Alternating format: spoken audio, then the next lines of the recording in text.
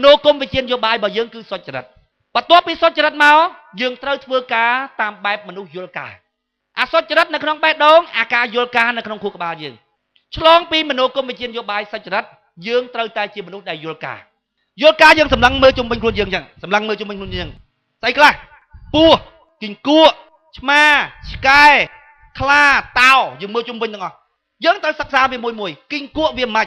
គីង្គក់វាលូតតិចវាមិនមែនលូតជាប់ដូចកែបទេវាលូតម្ដងឈប់អូអានឹងអីទេបើដាក់ក្បែរអញវាមិនខំអញតាន់ទេហើយបើអញចង់ដើរជាមួយវាអញដើរមកចំហៀនត្រូវឈប់ចាំវាផងហកខ្លារបៀបមិនឆ្កែរបៀបមិនឆ្មារបៀបមិនពស់របៀបមិនយើងធ្វើនយោបាយក្នុងសង្គមយើងប្រជាពលរដ្ឋថាបတ်តែគាត់ជាមនុស្សដូចគ្នាប៉ុន្តែគាត់នៅក្នុងប្រភេទផ្សេងគ្នាយើងត្រូវស្គាល់គាត់អ្នកខ្លះគ្រប់គ្រងសំនឹងស៊ីហ្នឹងអ្នកខ្លះគ្រប់គ្រងដោយការភ័ន្តច្រឡំខ្លះទៀតគ្រប់គ្រងដោយគាត់បានផលប្រយោជន៍គាត់ជាសកម្មជន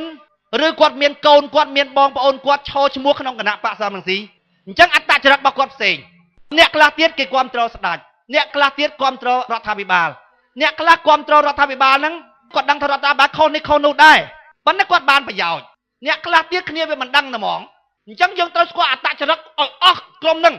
ប្រជាពលរដ្ឋខ្មែរជាមនុស្សអីខ្លះជាមនុស្សធ្លាប់ចាញ់បោកគេឆ្មាលាកតែក្តៅស្គាល់មួយទៀតអានឹងគីង្គក់ឧទាហរណ៍ណាបន្ទាប់មកទៀតគាត់ជាមនុស្សឃ្លាន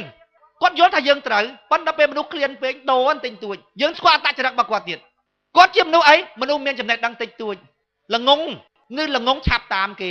អញ្ចឹងយើងវិភាគឲ្យអស់ជុំវិញខ្លួនយើងយើងយល់អស់ដល់ពេលយើងយល់អស់ហើយយើងចេញដំណើរទៅយើងទៅក្នុងនាមជាអ្នកយល់ការក្នុងខួរក្បាលយើងរបៀបបែបផែននៃការធ្វើការរបស់យើងគឺជាបែបផែននៃមនុស្សយល់ការបើគេថាយើងឧទាហរណ៍យើងចេញទៅដល់គេថាអូអានោះលក់ក្បាលឲ្យគណៈបកប្រជាជនយើងមើលពឹបហ្មងអានឹងមកពីណាមនុស្សដែលនិយាយអញ្ចឹងភាកច្រើនបំផុតគឺអ្នកគ្រប់គ្រងកម្មសខាហើយអ្នកគ្រប់គ្រងសំស៊ីយើងត្រូវយល់ភ្លាមឲ្យតែលឺភាសាហ្នឹងមនុស្សប្រភេទហ្នឹងកុំព្យាយាមបញ្យល់គាត់ឲ្យសោះខាតពេលហ្នឹងដែលខ្ញុំនិយាយថាយើងត្រូវមើលជុំវិញគីង្គក់ឆ្មាយើងត្រូវបដិកម្មយ៉ាងម៉េចអ្នកដែលថាយើងអញ្ចឹងភាកច្រើនណាស់គឺពួកអ្នកគ្រប់គ្រងកម្មសខាហើយនិងអ្នកគ្រប់គ្រងសំស៊ីយើងត្រូវសិក្សាពីមនុស្សប្រភេទហ្នឹងស្មានតែគាត់មិនដឹងគាត់ដឹងប៉ុន្តែហេតុអ្វីគាត់នៅតែថាពីព្រោះគាត់ចង់បំផ្លាញយើងគាត់មានចេតនាចង់ថាអញ្ចឹងហ្មងមនុស្សប្រភេទហ្នឹងជាមនុស្សធ្វើដីលក់មិនបាច់បញ្យល់ហ្មងហើយមនុស្សប្រភេទហ្នឹងតើយើងត្រូវប្រតិកម្មបែបម៉េចតើយើងប្រកែកមនុស្សបែបហ្នឹងសកត់រហូតមនុស្សប្រភេទហ្នឹងយើងត្រូវរៀនប្រតិកម្មតាមមនុស្សប្រភេទហ្នឹងសម្រាប់ខ្ញុំគេលោកបងប្អូនមានបទពិសោធន៍ណាថ្មីប៉ុន្តែសម្រាប់ខ្ញុំច្រើនប្រតិកម្មបដោយបើគេនិយាយថាអានឹងវាលក់ក្បាលដល់ពេលខ្ញុំទៅជួបខ្ញុំនិយាយថាម៉េចខ្ញុំនិយាយថាបងប្អូនណារឿងហ្នឹងសម្ងាត់ណាខ្ញុំលាក់ណាមានពីណាដឹងទេបងឯងឆ្លាតម៉េចដឹងតែខ្ញុំលក់ក្បាលបងឯងគ្រាន់បើមែនតើហ្មងគ្រាន់បើណាស់ណារឿងហ្នឹងសម្ងាត់មែនតើគ្មានណាដឹងបងឯងឆ្លាតមែនតើទៅអញ្ចឹងបរោយទៅដល់ពេលអញ្ចឹងញុកកឡៅត្មងមិនបាច់បញ្យល់ល្មិចបើមនុស្សធ្វើដីលក់ហ្នឹងប្រជាពលរដ្ឋមួយចំនួនទៀតគាត់មិនមែនជាមនុស្សកាច់មូលទេប៉ុន្តែគាត់ជាមនុស្សដែលមានស្មារតីតិចគាត់ថាគាត់ស្ដាប់យល់ប៉ុន្តែពេលគេនិយាយថាអានឹងក្មួយជាមយាបទេគាត់លេលើហ្មងគាត់ភ័យហ្មងមនុស្សប្រភេទហ្នឹងយើងមិនត្រូវប្រតិកម្មអញ្ចឹងទេអត់ត្រូវប្រតិកម្មអញ្ចឹងទេទៅរកវិធីពង្រឹងគាត់លើកឧទាហរណ៍ដូចជាបងប្អូនកុំជឿពីណាកុំជឿទាំងគេកុំជឿទាំងខ្ញុំព្រះបរមគ្រូលោកពោលថាម៉េចទេចាំអ្នកពិចារណាប្រកបដោយហេតុផលឃើញតែរឿងហ្នឹងវាអញ្ចឹងមែនចាំអ្នកទទួលយកបងប្អូនពិចារណាមើលឧទាហរណ៍ណាយើងបញ្យល់គាត់បងប្អូនពិចារណាមើលយន្តការ8ចំណុចហ្នឹងសួរថាតើវាប្រឆាំងជាមួយនឹងការដឹកនាំរបស់គណៈបកប្រជាជនយ៉ាងម៉េចអត់ប៉ុន្តែឧទាហរណ៍ថាបើគណៈបកប្រជាជនប្រើយើងឲ្យធ្វើដើម្បីយន្តការ8ចំណុចនេះសបញ្ជាក់ឲ្យឃើញថាម៉េចបញ្ជាក់ឲ្យឃើញថាគណៈបកប្រជាជនគេធ្វើត្រូវហើយបើគេធ្វើត្រូវហើយយើងមិនស្អប់គណៈបកប្រជាជនណាយើងស្អប់អំពើអាក្រក់យើងស្អប់អារបៀបប្រមូលផ្ដុំអំណាច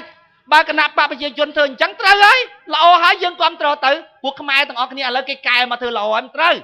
ដល់ពេលគាត់ពិចារណាគាត់ថាអើមែនបើជួយពង្រឹងស្មារតីគាត់ផងហើយប្រាប់គាត់ទៀតមីងធ្លាប់ឮកតិមួយហ៎មីងលីប៉ប៉ែសោះហ្នឹងលីប៉ប៉ែដល់ពេលពួកអាខូចវាចង់ស៊ីប៉ប៉ែមីងវាបដាក់គ្នាមកជួវាឃើញមីងលីទៅវាថាមីងលីឆ្កែទៅណាហ្នឹងឆ្កែមិនប៉ប៉ែមីងឯងអត់ស្គាល់ឆ្កែទេហ្នឹងឆ្កែទេមិនមែនប៉ប៉ែទេដល់ពេលទៅដល់ខាងមុខគេស្រែកទៀតអូមីងឯងលីឆ្កែទៅណាហ្នឹងមីងឆ្កែមិនប៉ប៉ែបានរៀងលែងទៅលឺតិចម្ដង ដល់ទៅដល់មុខទៀតគេថាមីងញ៉ៃលេងឆ្កែទៅណាងាកមើលបាត់មាត់ដល់ពេលយូរយូរតម្លាក់ព្រុសចោលហេតុអ្វីបានជាប្រពែសោះគេថាឆ្កែពីព្រោះគេចង់ស៊ីប្រពែរបស់មីងឯងគេគ្រប់ត្របាក់មួយទៀតអញ្ចឹងគេចេះតែថាអញ្ចឹងហើយគេចេះតែថានឹងលក់ក្បាលថាអីចឹងហើយពីព្រោះគេមានបាក់មួយទៀតដែលគេត្រូវការឲ្យមីងគ្រប់ត្រមីងសប្បាយចិត្តណាស់នឹងគេបោកខ្ញុំនិយាយចឹងក៏មិនឲ្យមីងជឿប៉ុន្តែមីងក៏មិនត្រូវជឿអ្នកផ្សេងមីងត្រូវជឿខួរក្បាលខ្លួនឯងមីងសង្កេតទៀតទៅណែចំពោះប្រជាពលរដ្ឋដែលគាត់មិនយល់គាត់មិនមែនមានបំណងកាច់មួយយើងទេយើងត្រូវបញ្យល់បែបហ្នឹងហើយបញ្យល់កុំទៅជាមួយនឹងតណ្ហាបងប្អូនកុំទៅជាមួយនឹងតណ្ហាកុំចង់ហួសហេតុកុំចង់ហួសហេតុឧបមាថាគីងគក់យើងដើរមកចំហៀនគីងគក់គ្នាលោត10ចំហៀនអញចង់ឲ្យតែគីងគក់នឹងលោតលឿនថាគីងគក់វាលោតយឺតអញ្ចឹងត្រូវទទួលស្គាល់ប្រជាពលរដ្ឋខ្មែរយើងគាត់មានចំណេះដឹងតិចតួចគាត់ងីងើអញ្ចឹងត្រូវចាំគាត់ឈរចាំគាត់សិនតិចទៅគាត់យល់ហើយធ្វើតាមរបៀបជាអ្នកយល់ការពេលណាបងប្អូនសិក្សាបរិយាកាសជុំវិញបងប្អូនដឹងថាប្រជាពលរដ្ឋបែបនេះត្រូវប្រតិកម្មចេះប្រជាពលរដ្ឋបែបនោះត្រូវប្រតិកម្មចុះពេលហ្នឹងបងប្អូនកើតភាពរឹងមាំក្នុងផ្ទៃចិត្តរបស់បងប្អូនបងប្អូនធ្វើដំណើរបញ្ច្រាស់ជាមួយនឹងចរន្តនៃការគិតរបស់ប្រជាពលរដ្ឋក្នុងភាពមាំទាំក្នុងផ្លូវចិត្តហ្នឹងធាតុជាអ្នកដឹកនាំគឺអញ្ចឹងយើងធ្វើដោយសប្បាយតែហ្មងថ្ងៃណាដែលបងប្អូនធ្វើបានបងប្អូនត្រូវមានមោទនភាពក្នុងខ្លួនរបស់បងប្អូនថាថ្ងៃនេះអញបានបណ្ដុះលក្ខណៈជាអ្នកដឹកនាំក្នុងខ្លួនអញមកកម្រិតហើយពេលណាបងប្អូនធ្វើមិនបានបងប្អូនត្រូវបន្ទោសខ្លួនឯងថាអញអន់ណាស់គិតឃើញថានឹងត្រូវហើយអញធ្វើវាមិនបានបណ្ដុះយូរទៅคล้ายទៅជានិស័យឧបនិស្ស័យរបស់យើងមិនល្អក៏ពិតមែនក៏ប៉ុន្តែដោយសារយើងបណ្ដុះនិស័យល្អយូរទៅយើងคล้ายទៅជាអ្នកដឹកនាំដែលមានភាពរឹងមាំពីផ្ទៃខាងក្នុងមកត្មងណែការបណ្ដុះគឺគេប្រើការពិចារណាឲ្យឃើញអត្ថប្រយោជន៍នៃអ្វីដែលយើងចង់បណ្ដុះហ្នឹងដោយលោកកឹមសុខាឲ្យគាត់ច្រើននិយាយរាល់ដងគាត់ថាមេដឹកនាំត្រូវមានមេត្តាមានករណាមានព្រមវិហារធម៌អាពាក្យថាត្រូវមានហ្នឹងវាស្រួលទេបងប្អូនត្រូវមានចេះត្រូវមានចុះ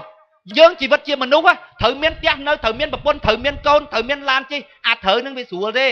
ប៉ុន្តែដល់ពេលអាធ្វើមិនឲ្យបានណោអាត្រូវមានផ្ទះមួយនៅត្រូវមានឡានត្រូវមានអីហូបចុកអាត្រូវហ្នឹងស្រួលទេប៉ុន្តែអាធ្វើមិនឲ្យបានមេដឹកនាំត្រូវមានព្រមវិហារធម៌4យ៉ាងហើយនឹងទោះសពិតរាជធម៌10ត្រូវចេះត្រូវចុះអាត្រូវវាស្រួលទេអាដាំបណ្ដុះបានវាលំបាក